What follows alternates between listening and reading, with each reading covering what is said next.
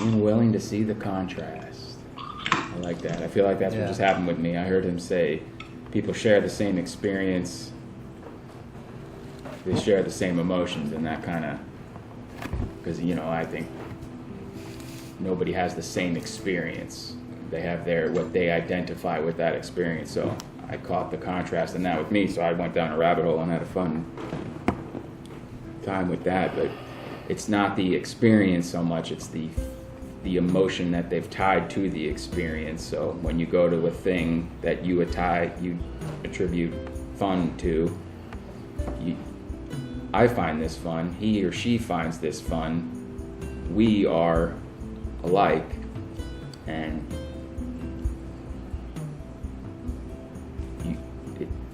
energy is required to create a bond, and it takes just as much energy to remove a bond. So just went down the rabbit hole of more and more of that, like seeing what already is, seeing what already a bond, what you're already bonded to, not looking at it as good or bad, just what are you already bonded to, what is familiar to you, and being willing to see the contrast in it. Is there another, could this be something different than I've already labeled it to be?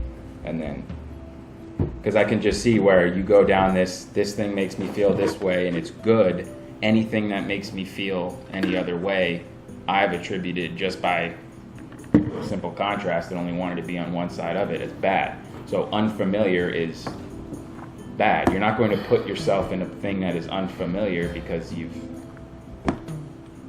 it's unknown. You subconsciously, whatever, create this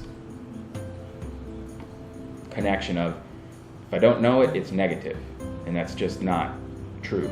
That is not the truth of it. And the reality is that most people don't know what they're actually bonded to. Because they're not willing to spend the time, because they've been labeled something, whether it be by a doctor or they've labeled themselves something, and so they will go to particular environments and they're never willing to see the contrast, because it's so much easier just to accept the label from society, from your parents, from church, from wherever, the media, from politics. Part of it is, right, like, people don't know how, dude. Like, a year ago, 2 years ago, I didn't know how to do that. It was like, you know, this is, you know, I get it, like, there's so much information now, but unless you're in a space like this, like, you're not going to hear how to do any of that, how to do any of this work, like, anywhere, dude. Like, it's just the total. My opinion is, they don't hear what you're saying, they hear how I am is bad. Right. Because they haven't been willing to look at contrast. So anything that doesn't line up with my current familiar comfortable zone is bad. So if you're not saying to me, if you're not reinforcing my bubble of what feels good, it's just an inherent thing that it's bad. Well, we've been programmed to think, to feel that questioning is negative, is bad. It's an attack. I mean, that's a confrontation. So if you're questioning me, now you're confronting me. Now you want to fight me. Now you're saying that I'm bad and you're good. And so the whole ability to share the information, the communication, is completely been broken down over generations of programming. And so everyone's just walking around going, this is what, you know, my parents did, or this is how I was taught to do, or this is what happened to me, or this is what the doctor said I am, or this is this and this is that. And people just accept it before even examining it just a little bit. And that's why the minute you ask a question, it's immediate like this, because that's the program response. And you're fighting, and you don't even know what the hell you're fighting about, because you've never invested the time to even know who you are or where you are. Well, you've taken on this label without even questioning it, and just said, oh, for whatever reason, this happened to me, I'm this, or these people told me I'm this, or whatever it is, and you just taken it. I kind of, like, I forget who was saying it, but they're saying it's like religion. You know, people will just believe it without even looking at the facts, and you can present truth to them, and it's like, you know, in any other space, like at work or with math or these different things, like you want proof, you show someone proof, okay, that's it. But in that space or like with this, it's like you can have the proof and they just look at you like, you know, like you're crazy, you know, and it's a personal attack, and it's because they already have their own like, proof. They've already thought the same right. thoughts over and over again. They have their own belief, and to them, the belief is truth. Right. So that's just, I don't know, you can't convince somebody. Even when someone does see the proof and gets on board with it, it was still them. Right. Self-revelation, Yeah. remember, self-revelation is the best teacher. It's the only teacher. Really? Yeah, he says, I don't know, knowledge precursor to experience. That's like my favorite sounding thing right now, and I keep hearing it. Like knowledge precursor to experience. We could break that all down. Self-knowledge is the precursor to a self-experience. New knowledge about yourself is the precursor to a new experience for yourself, and Yeah, new possibility that's of the unknown. Like, could I be? Could I be? yeah.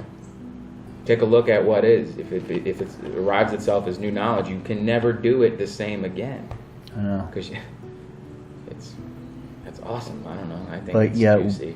yet people want us to do the same over and over and over and over again because it makes them. because they know it. They know what it is. You know, it's kind of the whole thing. What triggers their story? It's uncomfort. It's contrast. And people don't want to see contrast. But it's like the whole predicting thing. It's like people want to stay in that mode, and the whole predicting thing where I can just predict my life and that's comfortable and that's where I'm going to stay. Well, this whole thing is the opposite of that, is getting in this vulnerable place where basically life's just happening and you're there when you start talking about, you know, being truly present and being, you know, just consciousness, like in being greater than time, space, and or your environment, time, and your body. It's like, you know, I mean, just say that to somebody and it's your damn mind, dude. It's super cool. I can relate all of this to the conversation after seeing Star Wars. They had a familiar feeling associated with things happening. It's a goofy example, but it's the same with everything. Yeah. And it didn't go how they familiar it went. So it was immediately, well, it was a crappy this and a crappy that. And here I am, and Doug on the other side, like, pointing out, like, well, this was amazing, and that was amazing. And they were not, they were like, whatever, let's keep going to what was wrong with it. And I don't know, this kind of stuff is every moment in time is going on. It's just what side of the stick are you on? Kind That's of it. And there is no convincing. There's no convincing. That creates momentum. Yeah. Every single thing like that, and it's like, that's what I was thinking, because I've been listening to some of those links you guys been sharing, and that's what I keep hearing. Is like, what momentum am I creating, right? Like, in each and every moment, I have the opportunity to be creating momentum going forward. What kind of momentum am I creating? And that's what I keep hearing, like, over and over and over again. One of the things I found fascinating with the one that I sent this morning was the guy asking, the guy she was talking to. He began with the question, which is the positioning for some expansion and whatnot, and then he immediately went to telling his information. And then he went to saying, hey, well, I'm in a debate with you, Yeah. which was defending his information. Yeah. So, like, I just hear, like, the illusion of telling your information isn't the same as sharing your information. You're not creating a bond. You are butting up against when it is, this is my way, it's the box. Just because I'm telling you what my box is, I think I'm sharing my information with you. And I just thought that the evolution of how he started to where he ended up was fascinating to me. He did. That's awesome. I don't think he evolved. No, he was trying to justify and prove his old story about Buddhism or whatever, and she opened the box and tried to expand it, and then he said, no, it's like this. And then I don't know, it was really interesting just hearing her share her information in response to that debate, and how it just became just like, there was so much like friction just because the dude was not open to any possibilities. It's this way is right, and that's it. I just thought it was fascinating how he began with, I'm open. Yeah. But then was unable to see or be, and I, subconscious, whatever, it maybe not be his intent, but he began with, I'm here to evolve, and then... Well, a lot of us do Doors that. on Yeah. I'm here to change, Yeah. as long as it lines up with what I think I know. Yeah. And I think I know a lot of shit. Yeah. And the reality is, you know nothing. Like, I know less today than I ever knew. Like, all the combined everything, I know less than I've ever known. And like the realization of knowing a bunch of stuff doesn't mean shit is such a freeing place. That's my So experience with it. I know a lot of stuff, but the needing to know of it is no longer there. Like, I don't know how that makes sense. Needing but to prove. Trying to find a solution, right? yeah, Like, getting love in all that's the where wrong I felt. places. I'm going to tell you how much I know, so you go, ooh, you know some shit. That's not the real reason of. That's not the real knowing. That's just telling information. Other people's information. Yeah, essentially. Usually. Yeah. Anyway, you were going to say, Greg?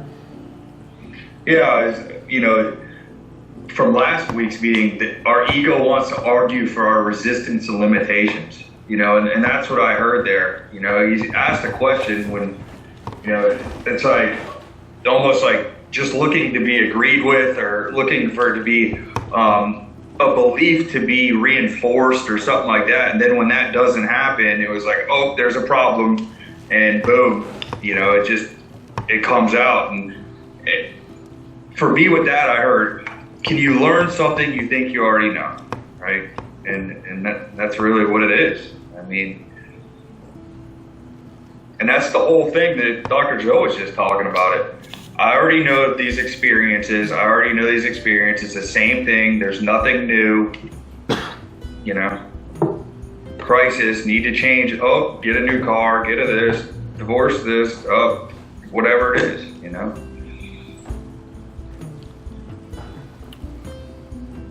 I like the knowledge precursor to experience. When I listen to stuff now, I'm very aware that what I'm listening to is butting up against me. It's not external information. It's the self-knowledge. What I'm hearing is internal.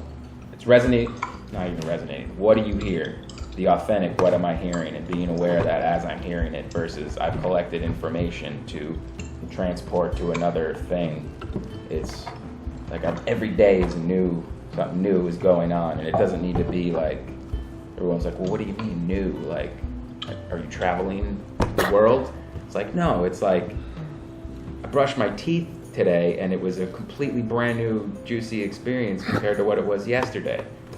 And it's in those little things that is... I'm aware that I'm brushing my teeth. Yeah. It's in the little things. It's the same thing that he talks about in the meditation, It's like, okay, now that you've spent all this time, now become aware that you've spent all this time being aware of this thing. That is presence, being present in the moment.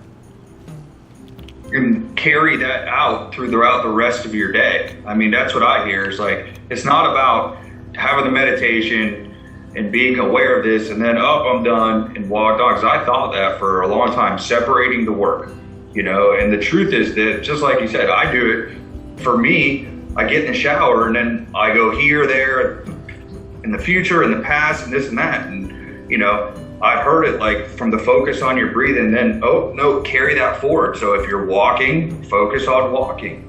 And what does that do? We learn that just that practice in doing that, like intentionally doing that, will create these new pathways in your head. And so you're killing the old story. And it's just by the little things. It's crazy. Just by doing that. It's something it doesn't matter what I'm thinking about in the shower. Bullshit, dude. You know, if you want to create a new story, it does.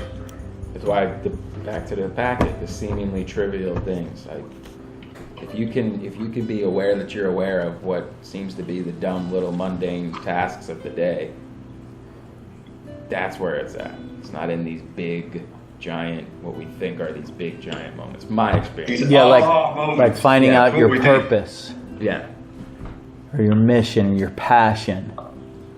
Like, oh man, the reason my life is the way it is because I don't know what my purpose is. Right? Trying to figure it out, dude. And get you nowhere. And More of the same. And the realization is that you do know your purpose is, you just haven't spent the time to know who you are. And when you spend the time to know who you are, that purpose in the moment reveals itself.